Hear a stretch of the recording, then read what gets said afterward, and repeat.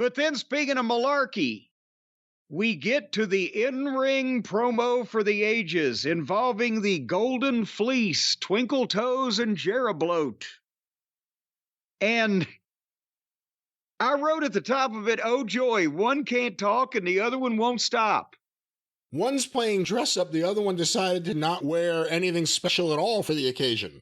Well, no, Jericho looked like a biker suddenly. And hey, Edge looks cool. I gotta steal that. Yeah. And there's fucking Kenny wearing a baggy shirt and some baggy shorts and shoes of some description. And that, like he just rolled out of bed. And I know what a lot of people, because as soon as the next day on Twitter, people are all over this. My God, this segment sucked and it was horrible. This is the worst interview of all time, blah, blah, blah. And then with what we found out about that we're going to talk about here in a second, since this has transpired, a lot of people are going to try to give that to Kenny as an excuse for why this interview segment sucked a fucking dick.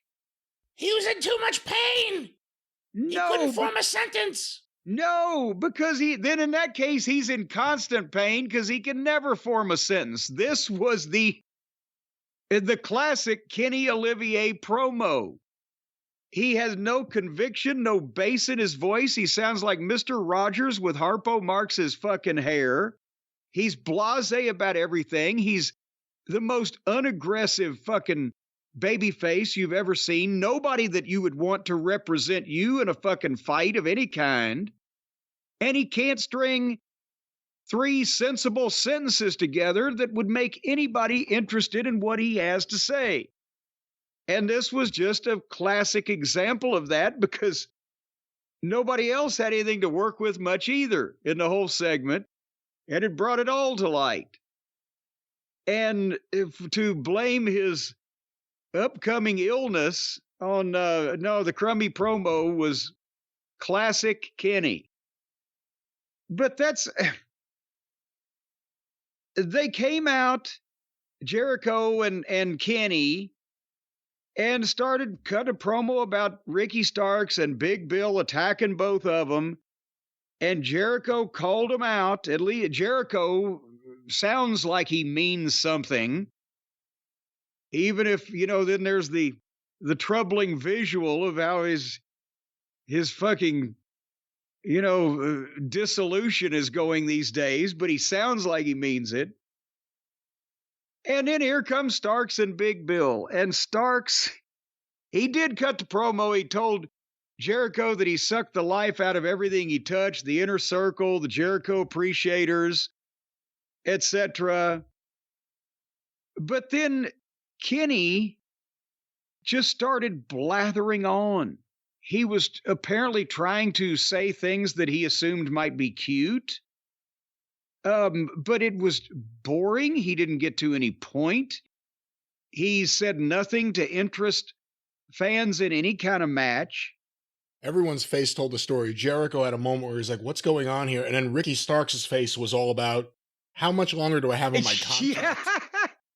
Because Starks is out there trying to look like a star, and every time he'd get the opening to talk, he would try to interject some kind of life into this fucking thing. He told Jericho that he beat him twice. He reminded him of that.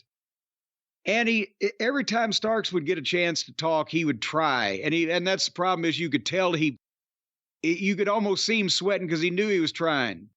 Big Bill even spoke, and that's not probably an idea they ought to repeat. And everybody was boring.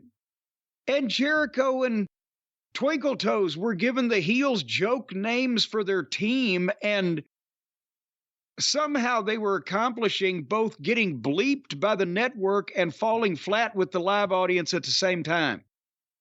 Because the reaction that wasn't there wasn't what was getting bleeped. I think there was a murmur when they called fucking Starks a new Enzo Amore or whatever.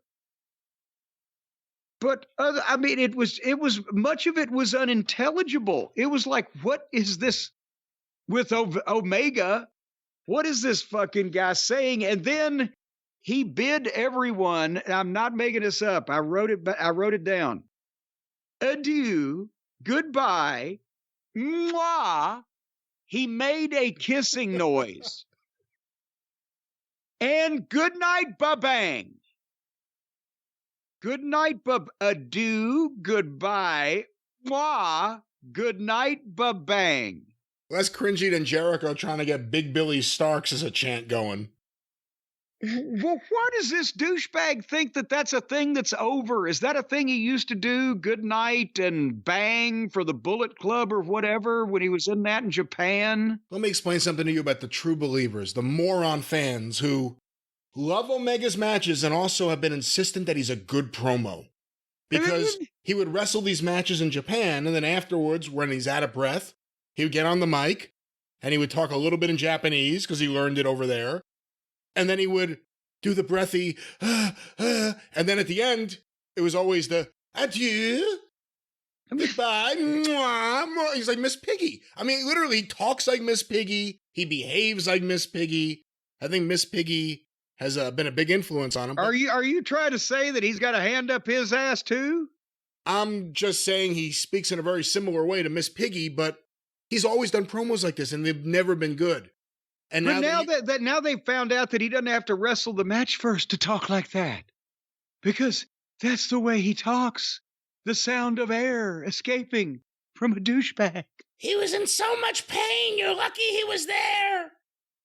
Okay, well, this 10 minutes that I just talked about that seemed like 2 hours set up a tag team match, playa, for the big pay-per-view at the end of AEW's World on December 30th, right? With the Golden Nuggets. What are these? What are the? They are the Golden Jets, although Omega screwed up and called them the Winnipeg Jets during the promo, and then he corrected himself, realizing he forgot the name of his own tag team. Well, that's what I couldn't tell whether he was joking or whether, because I would think that he wouldn't forget the name of the team. But then it sounded like he had, and I couldn't. That's one of the unintelligible things I was talking about. But it set him up to jet over there and have a tag team title match with Big Bill and poor Ricky Starks on the pay-per-view, right? Right. Right. Well, that was on Wednesday.